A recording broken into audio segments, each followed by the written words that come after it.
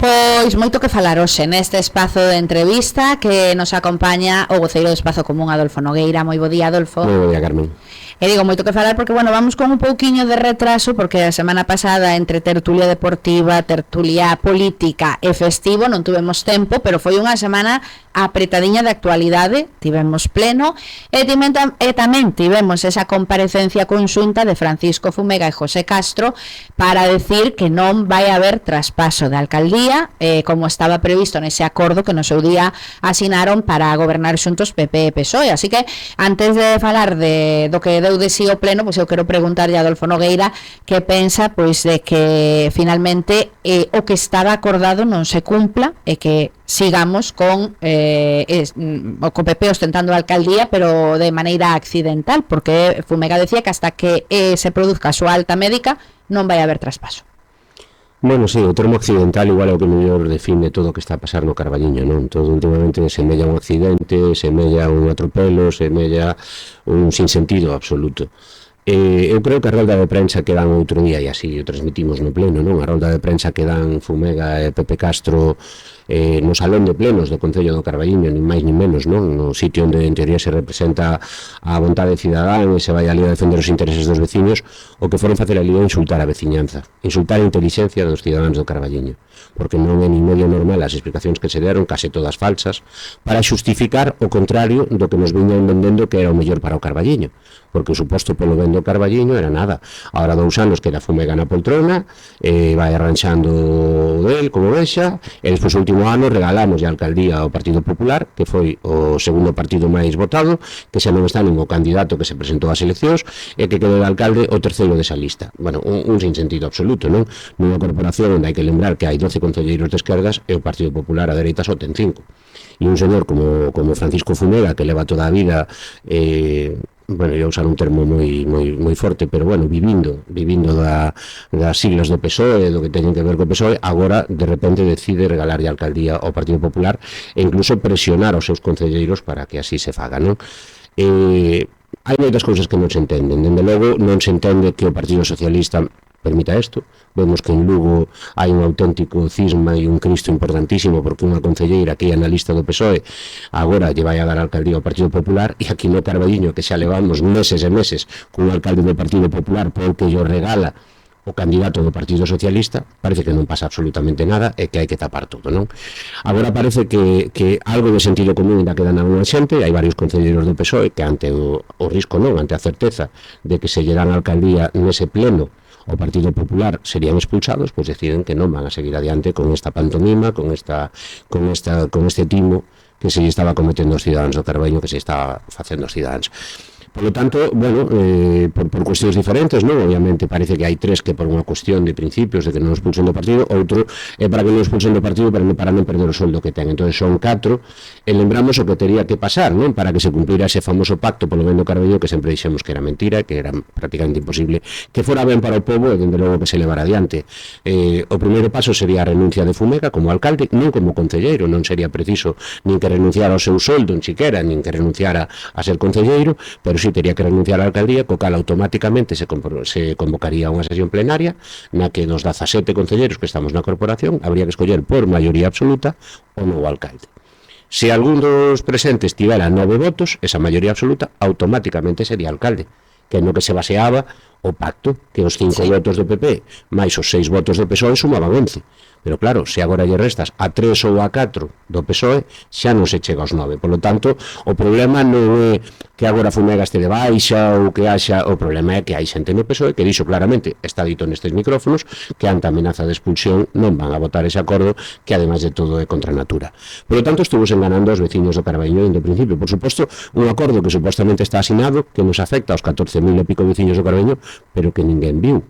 Ninguén viu cales son os termos, cales son os proxectos, cales son as bases, cales son as condicións, ninguén viu absolutamente nada. Entre esas 11 persoas decidiron, firmaron, coceron e agora din que non o van levar adiante todo. O fixeron eles sós, aquí non hai inxerencias de nadie, nin interferencias de ninguén, e ninguén pode decidir por eles.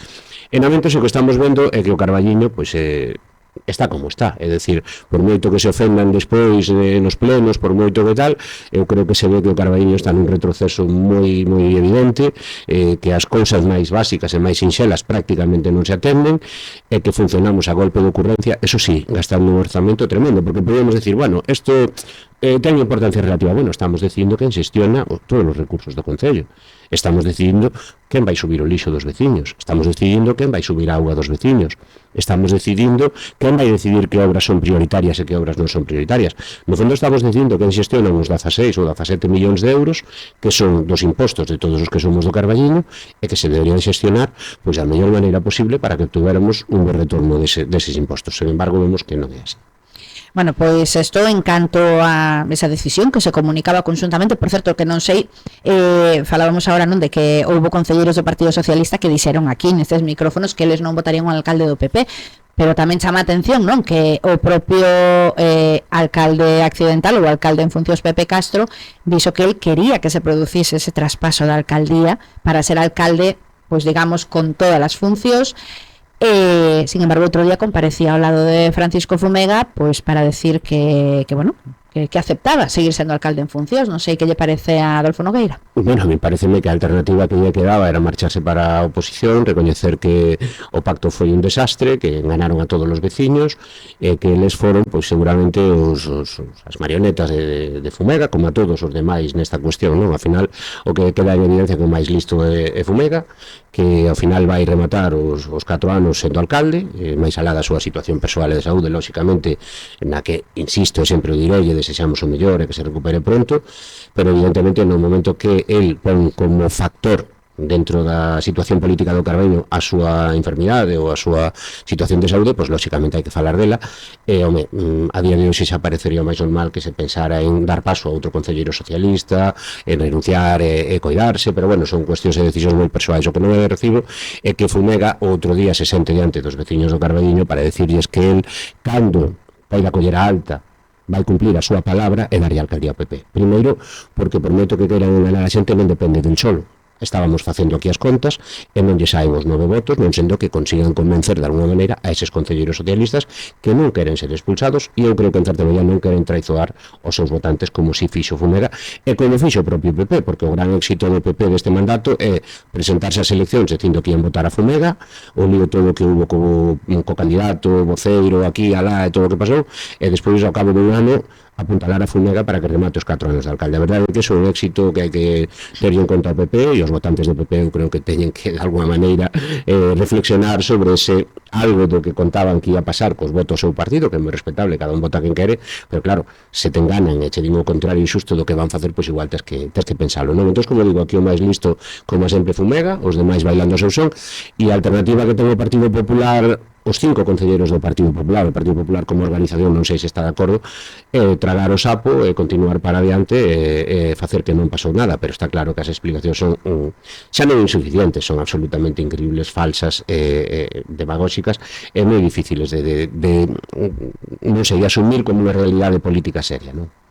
Bueno, pues esto en canto que decíamos a ese acordo que se mantén entre Partido Popular e Partido Socialista para gobernar, había pleno, pois creo recordar que o día seguinte desa comparecencia é un pleno no que se falou de varias cousas de importancia para o Carballiño. Decía antes Adolfo Nogueira pois que mentres estamos con estas cuestións a casa sen barrer, non? E o Carballiño pois en situacións que moita xente denuncia que están aí como as instalacións deportivas e a demanda que hai, que era unha das mocións que levaba Espazo Común, a situación do comercio local, que tamén era outra das mocións que levaba Espazo Común, pero antes tamén se falou, e quero me deter aquí porque hoxe mesmo Espazo Común enviaba unha nota de prensa na que pide explicacións sobre a mala xestión do camping municipal. Se levaba a pleno ese cambio de xestión, do modelo de xestión, e se recoñecía no pleno que é necesario cambiar esa xestión porque estaba sendo mala e incluso dando moitas pérdidas. Sí, bueno, perdón que me esquecíme antes, iniciei un argumento que dei na medias, quería decir que cando Fumega di que el lle dará a alcaldía cando colla alta, lembrar aos vecinos que como calquer outro traballador por estar de baixa pode renunciar en calquera momento, é dicir, ele hoxe na súa casa cun ordenador pode presentar a renuncia como alcalde e automáticamente el cumple a súa palabra, como dixo, e iniciase o proceso para escoller novo alcalde. Entonces, quero dicir que a excusa de non podo emitir porque estou de alta, porque estou de baixa, perdón, non viña ao caso, e é outra desas mentiras como os 30 millóns en inversións que coitamos ali, que ningún vecino do Carballiño ve onde están, pero bueno. Con respecto ao que me preguntabas agora, efectivamente, o goberno, unha das poucas cousas que plantexa no pleno, que é onde se ve o traballo, non nos levan os orzamentos, non nos levan modificacións de Teixón que ia facer o PP cando entrou, nin a modificación da RPT, non levan absolutamente nada, e unha das poucas cousas que levan é a privatización do camping municipal. E para nosa sorpresa, cando nos poñemos a analizar a documentación que nos facilitan, vemos que nos últimos 5 anos o camping municipal ten unhas perdas directas, é dicir, un balance negativo entre gastos e ingresos de 240.000 euros e unhas inversións que rondan os 600.000. Claro, bueno, é unha instalación municipal, é normal invertir, está ben, hai que investir, hai que mellorar e tal, pero claro, ter enterrado 840.000 euros no camping municipal para agora privatizalo, pois non parece unha xestión demasiado atinada, non? Entonces, así yo fixemos ver dentro da posición, tanto nós como Sofía García, e a resposta do PP e do PSOE, dos voceiros de Diego Fernández e de Pepe Castro, deixounos un pouquiño anonadados, non? Porque lonxe de defender, que era moi difícil, pero estamos acostumbrados a escoitalos defender o indefendible, sí, a recoñeceron que a xestión foi desastrosa, que había un problema porque os prezos eran moi baixos, non sei onde está esa xente toda que había no camping, cando sacaban notas de prensa, camping cheo total, o camping un éxito, non se sabe porque o ano que máis hai ingresos, a media son 2.000, 3.000, 4.000 euros nun ano completo de ingresos no camping. Eu non o acabo de entender, pero bueno, basicamente ali mesmo yo dixemos tamén, é dicir, pois, home, parece moi difícil que creer ou entender o que estades dicindo, tanto o PP como o PSOE, porque a xente que leva xestionado o camping estes últimos anos sodes vos, nomeadamente o concelleiro de Turismo Manolo Dacal, responsable do camping, e Francisco Fumega, que sabemos que tiña moita incidencia na xestión directa desta instalación. Por lo tanto, non parece normal, non, que se senten ali que digan, sí, bueno, pues alá tiramos 840.000 euros, non pasa nada, ahora damos unha empresa e todos tranquilos. Home, non é así. Con eses 840.000 euros igual non levábamos estes anos con tantos baches no pobo, ou igual tiñamos arranxadas infraestructuras que non son moi necesarias e moi urxentes. Por lo tanto, home, pois alguén debería explicalo, pero xa digo, a día deles e irse de rositas, falamos de 800 e pico mil euros, o sea, non falamos de que nos despistamos e perdemos 3.000 euros ou 5.000 euros, e bueno, xa é un euro, non, pa a maioría dos mortais, pero falar de 800 e pico mil euros con esa alegría e sin que ninguén explique nada, pois non nos parece ni medio sensato. Optaba aquí Espazo Común pola abstención. Home, dixémolo ali e repetiremos onde sexa. Nós somos partidarios da xestión pública, da xestión directa, non das privatizacións, quitando un caso moi contado que xa ninguna administración é capaz de asumila, pero na maioría dos servizos, sexa a limpeza viaria, sexa o lixo, sexa este caso o camping municipal, se é posible a xestión directa, pero claro, no caso da xestión directa no Concello de Carballiño, terían que levar estes que levan perdido 800 e pico mil euros en 4 anos. E deixo ali un pouco a modo coña, non? Casi é mellor daría xestión a Bárcenas, a Coldo e a Ábalos, porque casi teríamos máis garantías de que algo salira ben. Tirar diñeiro público desa maneira, con esa alegría, e sin sentir ningún tipo de remordimento, nin responsabilidade, nin culpa, como digo, pareceme delirante, non? Parece unha cousa fora de lugar. Entonces, sí, lógicamente se dixemos que nos abstemos para facilitar que canto antes alguén que poida facer algo decente co camping e que deixe de ser unha ruína para os petos dos veciños do Carballiño. E logo levaba Espazo Común dúas mocións, ambas rexeitadas por o Partido Popular e o Partido Socialista, e ademais, bueno, dúas mocións que recordaba tamén Adolfo Nogueira neste pleno, non? Que é transmitir o que di a cidadanía, en definitiva, non? Porque as instalacións deportivas e a necesidade de crear ou manter axeitadamente as que temos, pois eu creo que a día de hoxe é un clamor entre a xente que practica deporte e entre calquera persoa que teña nenos que precisen pois unha instalación onde facer algunha actividade deportiva. Bueno, cal era o motivo polo que se rexeitaba? Obvio. O motivo polo que se rexeita é porque calquera cousa que emerxa de Espazo Común, ao final logo se pregunta se incluso fixen broma co tema, non? Porque os argumentos de PSOE e de PP que non somos malísimos, que non somos os maiores inimigos do Carballiño, que non só queremos que as cousas vayan mal, Isto é xente que, bueno, basicamente o que se lle recoñece como participación na vida do Carballiño é estar en política e na maioría dos casos cobrando. Entonces, bueno, outros que levamos xa unha trayectoria e que levamos moitos anos na vida social do Carballiño pelexando por este pobo, casi sempre sen recibir nada a cambio e facendo encantados da vida, pois non parece un argumento moi sólido, non? A verdade é que, como dis tú, a cidadanía pois queixase da situación das instalacións deportivas porque díxenole outro día, eu non sei canto cambiou a situación das instalacións deportivas no Carballiño dentro dos anos 90. Eu comentaba que nos anos 90 facía moito deporte, era moi asiduo do pabellón, era tal, fun despois directivo do Arenteiro moitos anos e coñezo perfectamente de primeira mão como están todas as instalacións deportivas do Carballiño e as melloras son moi escasas nestes últimos 20 e pico anos, moi escasas. Realmente o Carballiño está se quedando atrás, cando vemos que outros sitios non hai máis que irse aquí a Barrela ou a Allariz, e vemos que están facendo instalacións fantásticas, outros sitios están abrindo centros de equitación, todo o mundo vai avanzando e o Carballiño a duras penas mantén o que ten, porque outro día escoitábamos o argumentario do alcalde por accidente e basicamente referíase a cambios de bombillas, non? Cambiamos as luces LED no pabellón, cambiamos as luces LED na Uceira, cambiamos as luces LED, pero eso é mantemento, eso non é renovar infraestructuras. E vaya por diante, nós non pedíamos, non é que queremos mañá ese campo da Uceira, que sabíamos todos que era falso, que prometestes, queremos mañá, non. Ou queremos que haxa un novo pabellón na semana que ven, non. Nós o que propoñíamos, era un plan de infraestructuras a 10 anos, ou mellor, ou a 15 anos, ou a 20 anos. É dicir, onde queremos estar dentro de 10 anos nas instalacións deportivas? Que nos urxe? Ursemos ter un pabellón novo, ursemos ter un novo estadio de fútbol, pues vamos facendo un plan a X anos, donde vayamos pouco a pouco construindo unha pequena cidade deportiva, que é o que necesita o Carballiño, e que podamos darlle a xente que fai deporte, que é moita e con grandes éxitos no Carballiño. Poníamos no pleno exemplo do ciclismo, onde temos xente que está destacando, ainda habíamos unha rapaza que tamén de gañar unha competición, e temos aí a Marco Rodríguez, e temos a Alex, e temos un montón de... E resulta que aquí non teñen instalacións para adestrar.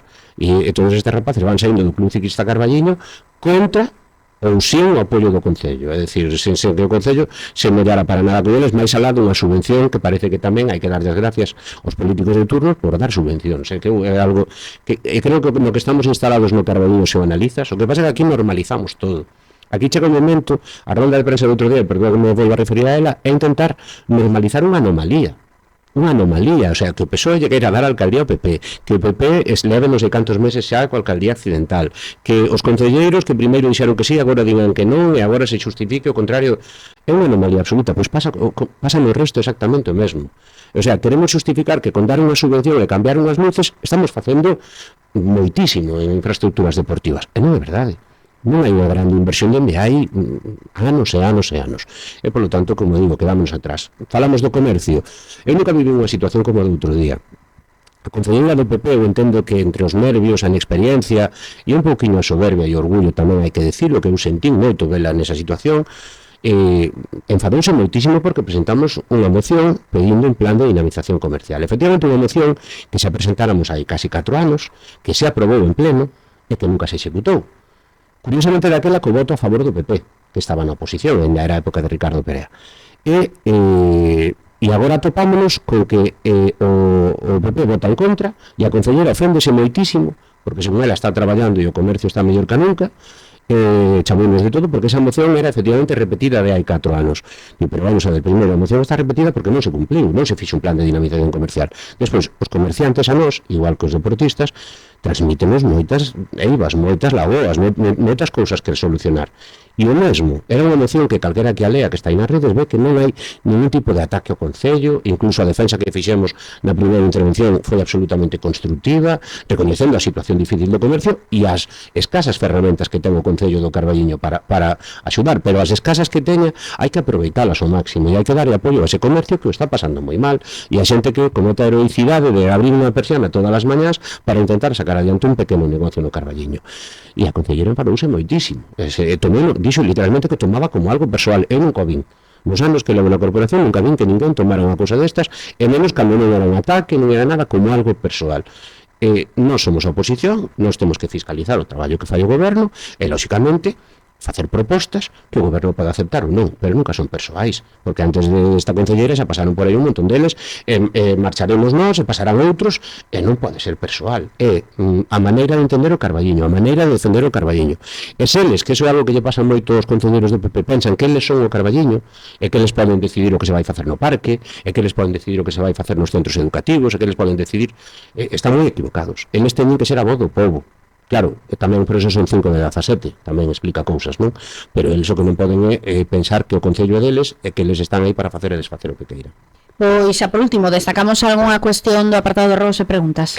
Bueno, as poucas ganas de contestar que ten o goberno, a pouca capacidade de resposta a preguntas concretas. Temos un acordo polo cal as pasamos con 2 días de antelación para que nos poidan dar respostas.